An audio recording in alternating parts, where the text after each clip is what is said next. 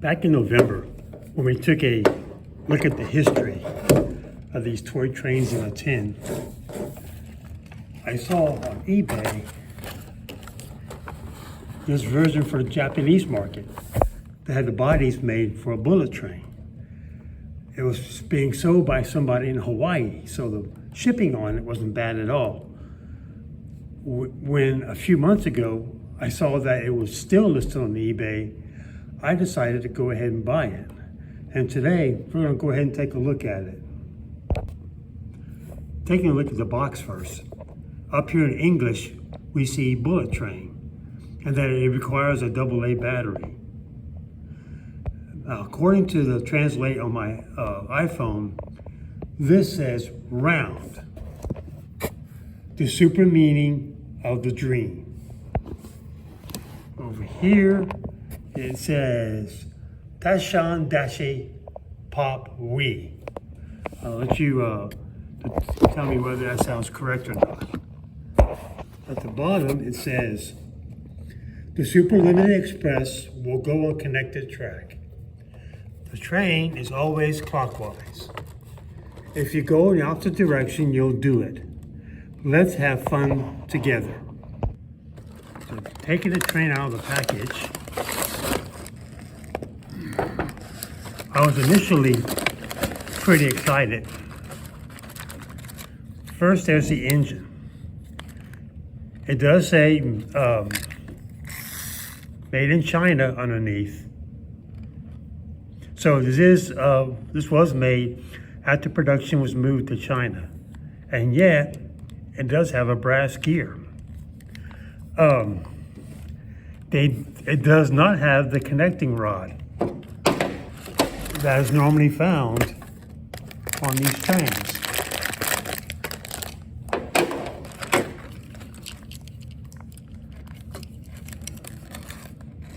So they did take it off for the bullet train, but otherwise,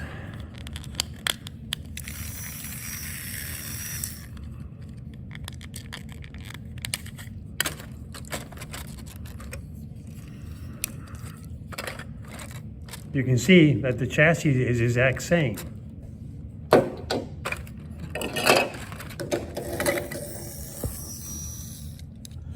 The little strip here was perfect condition.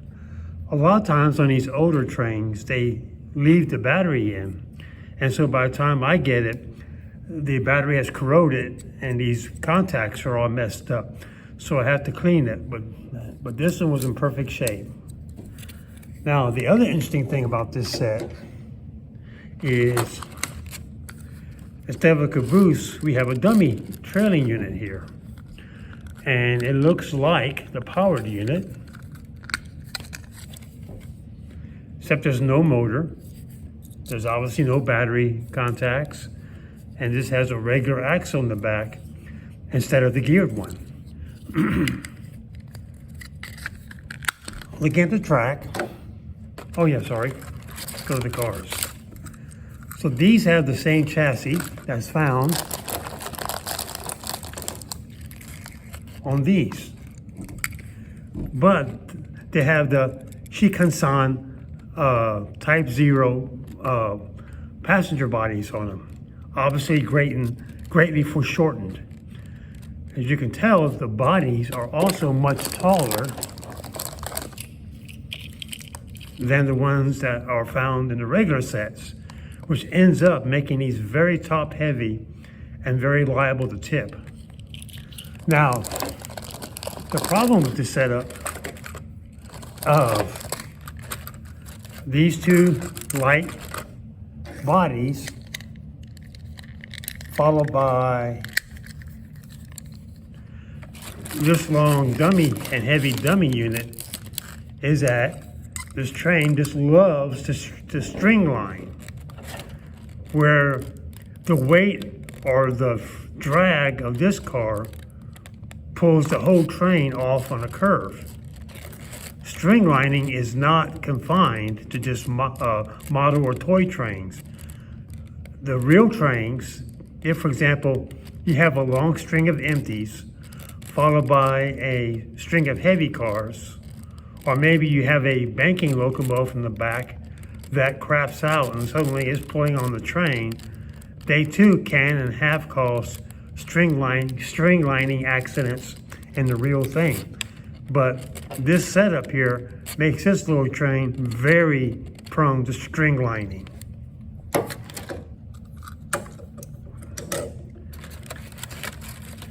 It has this track, was shipped with several of the later sets.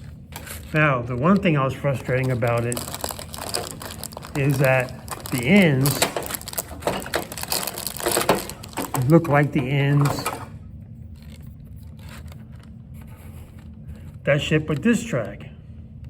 But it is just different. And well, that one worked, but I had trouble getting some of these to connect. And I don't know if it was inconsistency in how it was made, how it was molded, or what. One of these came broken, and I ended up breaking another trying to connect the track that came with this set with the track that came with this. So here we have our track put together, and those ones that were broken, I just put a piece of tape on them. Now the reference on the box to the clockwise direction has to do with these switches. Only one of them can be thrown. So it always has to be going clockwise if you want to utilize the switch. The other one is set up to allow the train to go either way. So I set my track up initially. I put my train together. I put the battery in. I threw the switch on, and the train just sat there and spun helplessly. It turned out that it had no traction tires on the wheels. I can't imagine that it came from the factory without them. Maybe the old ones fell off or something. But anyway, without traction tires, it couldn't do a thing. So what I did was I took some HO traction tires, I cut a segment out of them, and then I glued them onto the rim. The train still bounced so much that it was causing it to string line every time. So then I also adjusted the gauge to make it as wide as I could to fit the gauge of the track. And then I tried it again. So here's our assembled train with the traction tire added and the gauge fixed a little. Let's see how it does.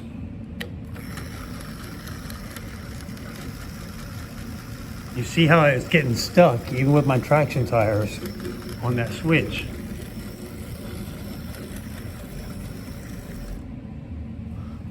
Hang on just a second.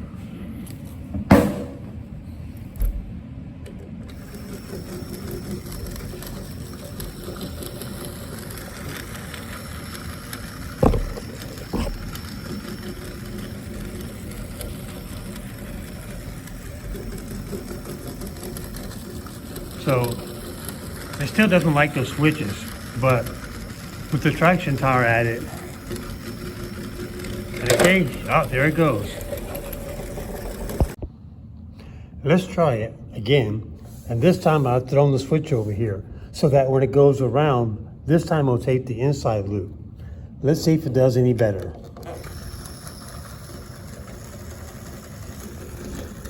Oh, that's not a good start. We'll try that again.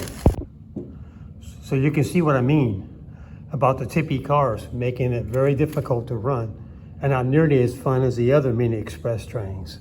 Let's try that again.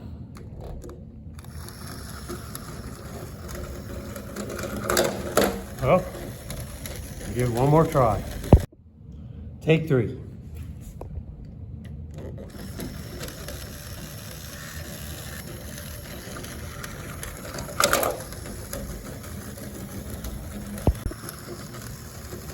So you can see what I'm talking about. Oh, it being so tippy, I just can't get it to run well on track that came with it. Sometimes if I put just one car and the trailing unit, I can get it to run a little better. But overall, the combination of these tippy cars and this track was very disappointing. Nothing like the very smooth operation I normally get on these mini express trains. So for a diorama and a display case, I ended up using the track that came with the 1986 GFX Trans-American Golden Eagle Flyer train set. That was in the case before. Later on, I took the switch out. Using this track with the switch removed, I was able to get it to run for hours at a time.